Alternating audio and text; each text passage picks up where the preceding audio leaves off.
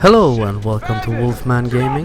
This is my The Last of Us Remastered Grounded difficulty walkthrough. And in this episode we are taking on Chapter 6, also known as Tommy's Dam. And I would call this Tommy's Dam. Because this is an extremely long fight and it's very frustrating in my opinion because I died here several times. Because this fight consists of 3 phases.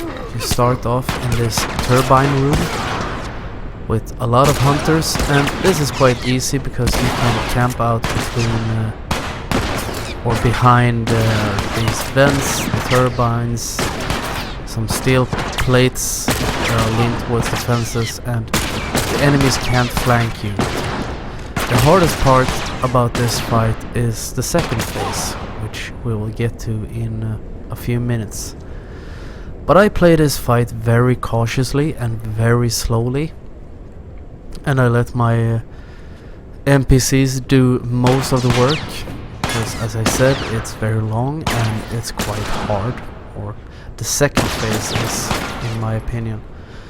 And as I mentioned before, on grounded difficulty there are absolutely no mid-battle checkpoints. So if you die on the very last enemy, you're gonna start off at the beginning of this turbine room fight, which almost happened to me. I died quite a few times on the second phase of this fight and I was getting pissed off, to be completely honest. So that's why I proceed with caution. I think you should do too. You can play a bit more aggressive than I am doing. I could play a bit more aggressive than I am doing, but I wanted to get through this, and this is also in one way a good strategy to use. And make your shots count. You're gonna have to do a lot of long distance shooting in this fight, which can be quite hard, but as long as you line up your aim correctly, you will persevere and you will win this. But the good thing about this is that it gives me time to talk about some other things once again. And I want to talk about higher difficulties for a little while, because that is a subject that is quite interesting, because higher difficulties must be one of the hardest things to program in a video game, I think, because you have to make it fair. Some games are great at it and some games fail miserably. One of the key things is that you have to have good controls. I think The Last of Us has great controls. They are very responsive. There's a nice weight to your aim reticle, and I think the AI is awesome, and it's also fair in the sense that even on grounded mode the enemies can take 3 bazillion bullets before they go down. A headshot will still kill them in one shot if you use the revolver. The normal enemies will usually go down in 1 or 2 shots if you hit them in center mass. But in a lot of games they just, if you kick it up on hard or very hard or whatever you call it, it just becomes nearly impossible, because suddenly the enemies, as I said, can take 3 bazillion bullets. You can take maybe 1 if it's a good day and the moon is right and the tides are coming in and the cows are coming home and all the little pixies are dancing. Or they just have perfect aim and headshot you as soon as you start the game. And that's not fun, and it's not fair. Not at all. And also, if there are sloppy controls, if your aim is not responsive, it will get unnecessarily hard.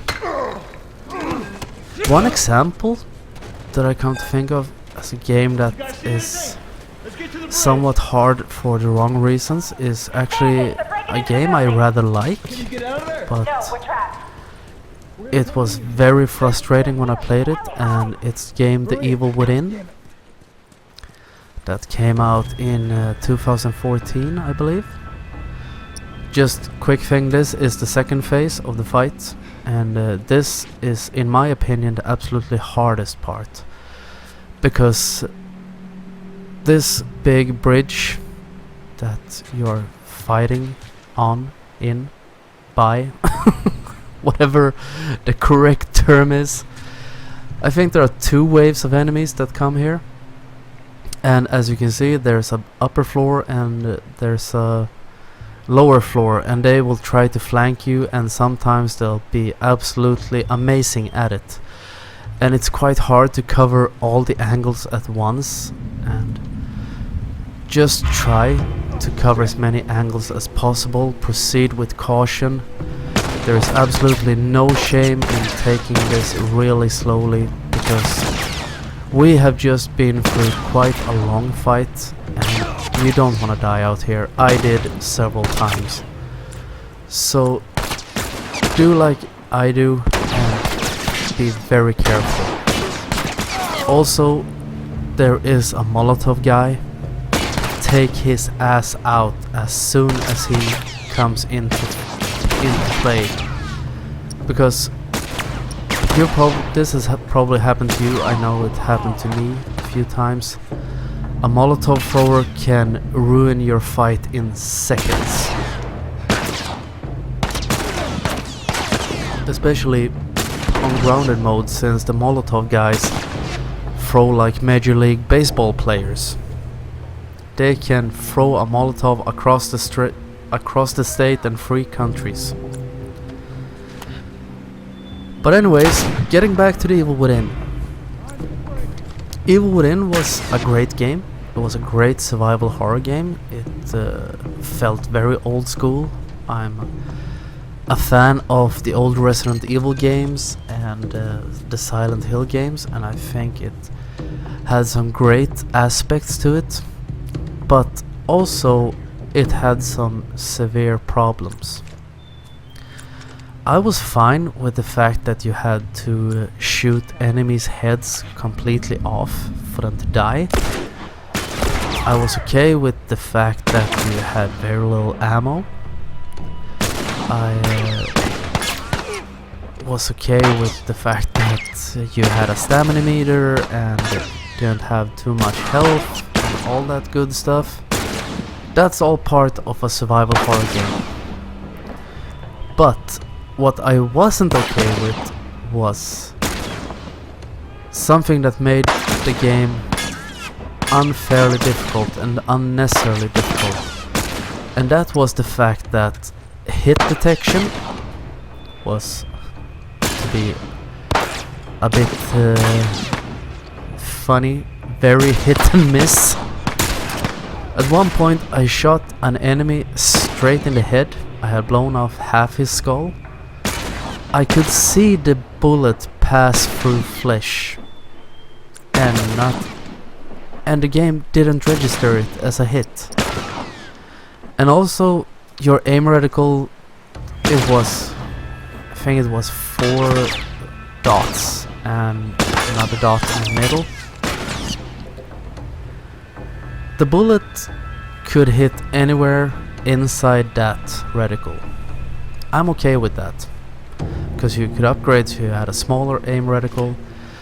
What I wasn't okay with was the fact that sometimes the bullet would go outside the reticle, because that's not fair. There can be a certain amount of RNG to it, but that just makes it, as I said, unnecessarily difficult. But all in all, it was a great game, but I played through it on survivor mode, which is normal. I don't know what easy mode is called, but there were only 2 game modes. I played through it once, and I played through it on survivor, which was the harder of the 2 difficulties, and I think I died 87 times in a game that took me less than 20 hours to get through on my first run. And that was a lot because of the aforementioned things, that hit detection was very off at times, and also the really terrible aiming. I could have done with maybe a heavy aim reticle, but the bullet should still hit inside the area where you are aiming. And an example of a great game that is hard for all the right reasons is, as I mentioned in a previous video, Bloodborne, which is an action RPG game made by From Software, the same studio that gave us the Dark Souls games, which at this point in time I haven't played through them yet. I have Dark Souls 2 and 3, which I have bought, but I haven't gotten around to playing them, and I look forward to doing that someday. But Bloodborne is hard. It's very hard. All the enemies can dish out punishment just as well as they can take it. But the thing about it is that it's all skill dependent. You have the tools to beat the game at your fingertips.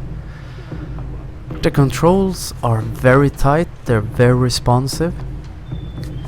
The hitboxes are very fair, and with all the enemies and all the bosses, as long as you learn their patterns and how their attacks work, how their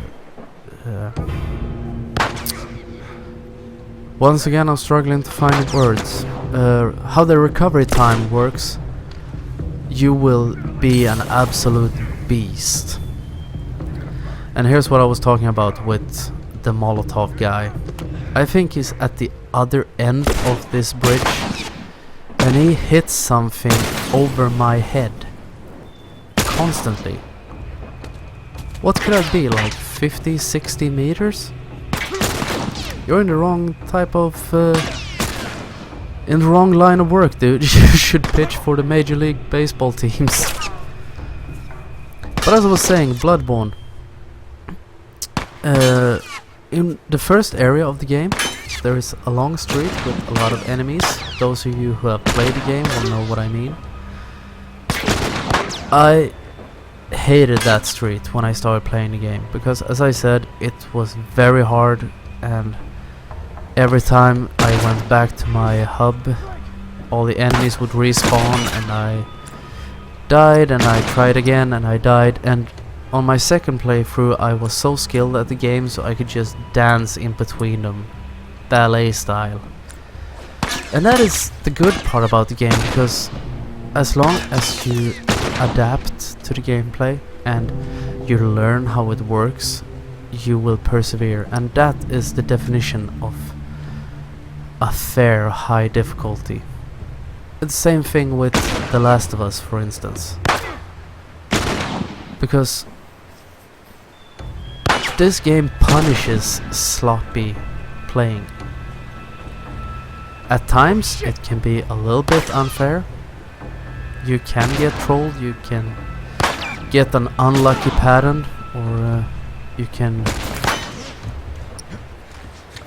just have bad luck, basically. But as long as you play cautiously, you play smart, you manage your resources, you will beat this game. I have all the faith in the world in you that you will persevere. And this is the end of this bridge.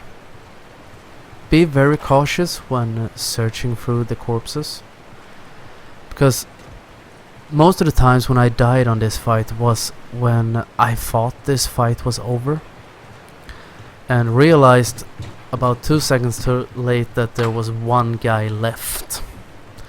So be very cautious, be sure that everyone is dead before you start progressing towards the end of this bridge. And before you go into the last phase, loot through everything, because when this fight ends, you will leave this area and you will not be able to come back. So that is a great thing to do. So you see me running around in the pools of blood and the stacks of corpses that we have produced. And I think that's it, and we go into the last part of this fight. And after you've beaten the bridge, you're basically safe, because now there are, I believe, 4 enemies left, and you get the drop on them. And also I have picked up an axe. There are 2 sharp melee weapons. There is an axe and there are machetes.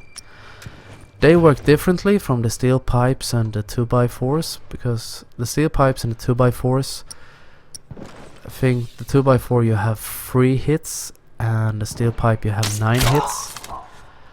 With a machete you have 3 kills, and with the axe you have 5 kills. So if you attack an enemy with an axe or a machete, that's an instant kill, which makes it a great weapon. If you upgrade it with a pair of scissors, you get 1 extra kill, as you can see right now. Be very cautious in here still, because we are still at the point that if you die here, you're gonna start again in the beginning of the turbine room. So I got a bit nervous when that guy came legging it up the stairs, but crawl back into that room and wait for a window of opportunity and take him out. And now there are only 2 enemies left, and luckily for us, Ellie and Tommy's wife, which I can't remember the name of, have their complete attention. And that is something I'm gonna use to my advantage. I recommend peeking in here, taking a quick reconnaissance run of the room. Use the advantage of playing a third-person game, so you can aim the camera around corners. And I camp out here. I'm very careful. I see one guy sitting with his back towards me, and I'm not quite sure where his little friend is, because I know there are 2 guys left. And I thought about going in and choking him out, but at this point, since I had failed here so many times, I decided to take the safer route. So quick arrow to the back and down he goes. And now there's just 1 guy left. And that is always the worst part, when you're just at the finish line and you start getting nervous because you have been through a giant gauntlet of enemies. And I don't even think I'm the one who takes him out. I just camp out behind this little desk and let Ellie and yeah, whatever Tommy's wife's name is, I can't for the life of me remember it.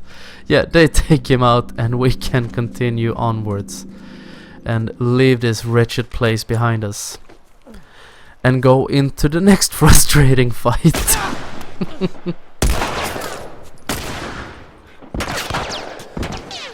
This is a bit later in the chapter. We are going after Ellie.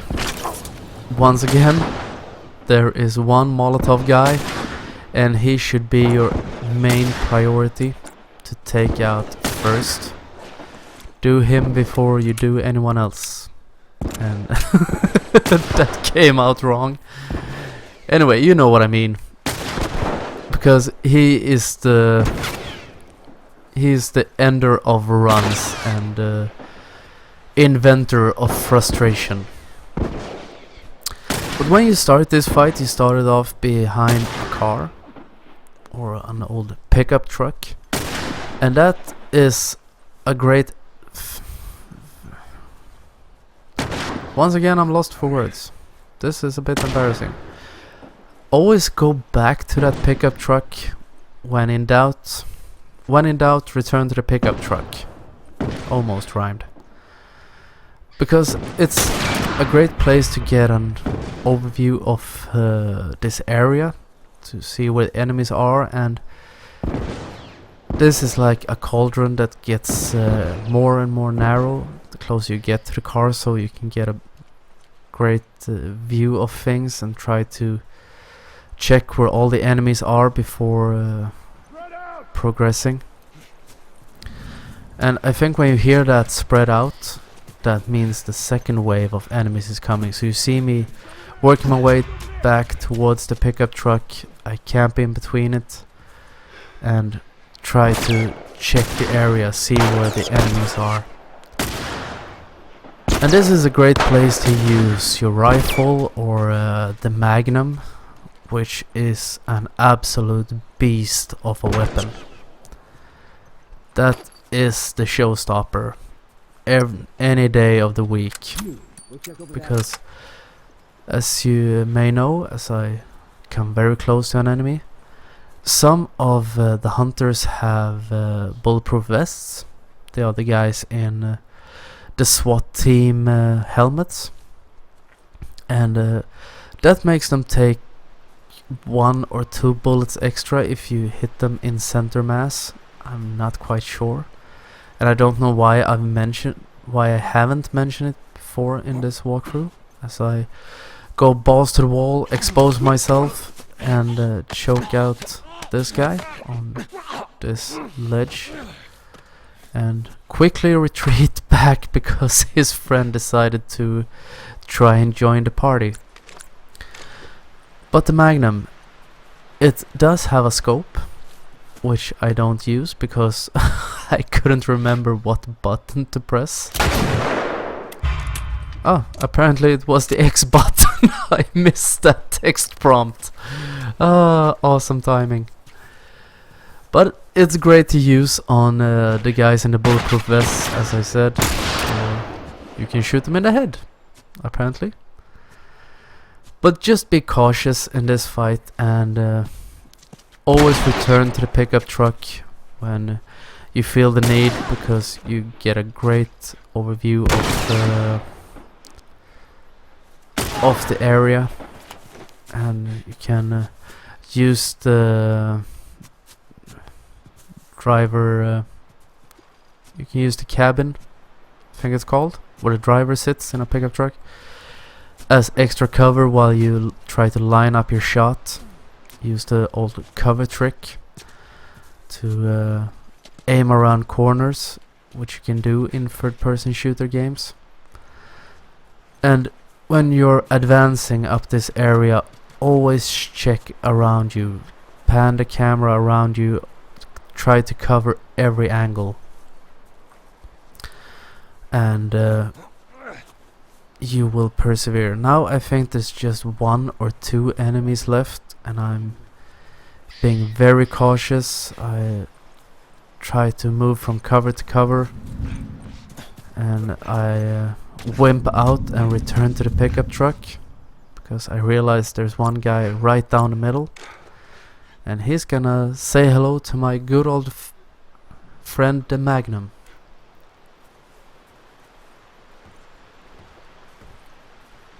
Or so I think, at least. Right. I decided to do the ballsy way and sneak up behind him,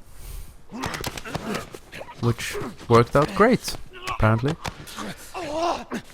In this area it's a very dangerous thing to do, because, as I said, there are quite a few enemies. I don't know exactly how many enemies there are in each wave, but it's hard to cover the entire area, and now I think there's only one guy left. So I think I'm gonna start advancing up this little hill very soon. Or am I?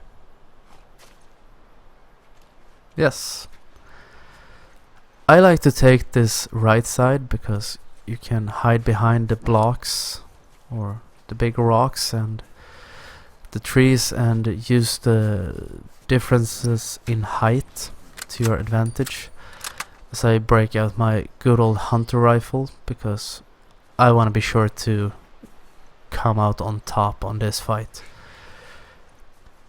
And sometimes it's good to use your best weapons just to be on the safe side. And as you can see, I'm advancing very slowly, always checking around me because I don't know where he is. I just know that there is at least one guy left, and I want to be sure that I see him before he sees me.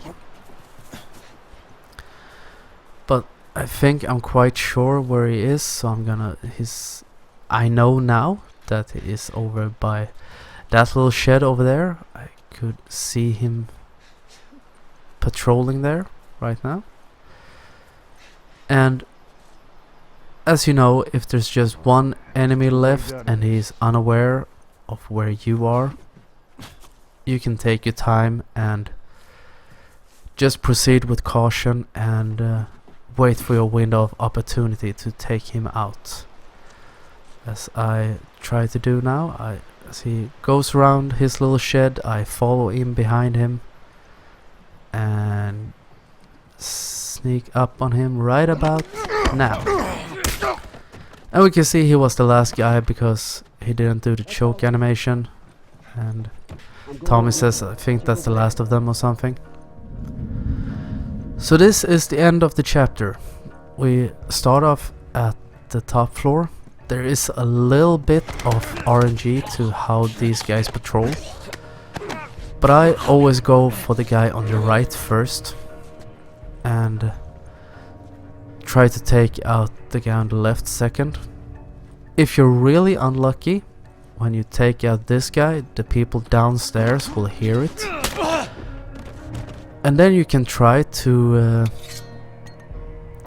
continue on, but I think it's best to just restart the fight. It's quite a short fight and most of it is quite consistent because there are 3 enemies down here.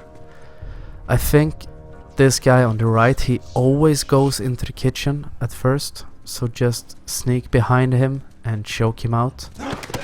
The other 2 guys are a bit more RNG, they patrol the living room, but as I said, just keep an eye on them, wait for a window of opportunity, and you should be the one to prosper in the end. I do this a little bit out of desperation because I see the second guy. I see he's turning around, so I have to grab him. And his friend sees me, and he forgets that he has a gun. And he aims for 2 weeks, so I get my chance to stab him or chop him with my axe. And that is the end of chapter 6 and Tommy's Dam. I want to thank you very much for watching this episode, and I will see you again in my next video.